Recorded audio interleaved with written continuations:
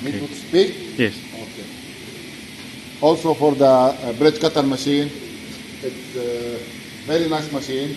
It's easy to use. Only 3 or 4 moving action. We have to cut any size we need it. Programming is very nice. It's very clear. Anyone who can use it by teach, but 2-3 hours he can use it.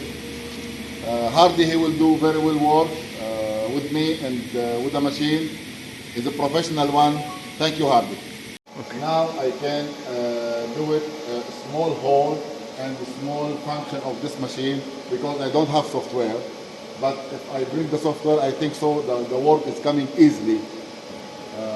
Now I know how to make holing and the drilling and the grooving for this machine because it's very easy. Thank you, Hardy.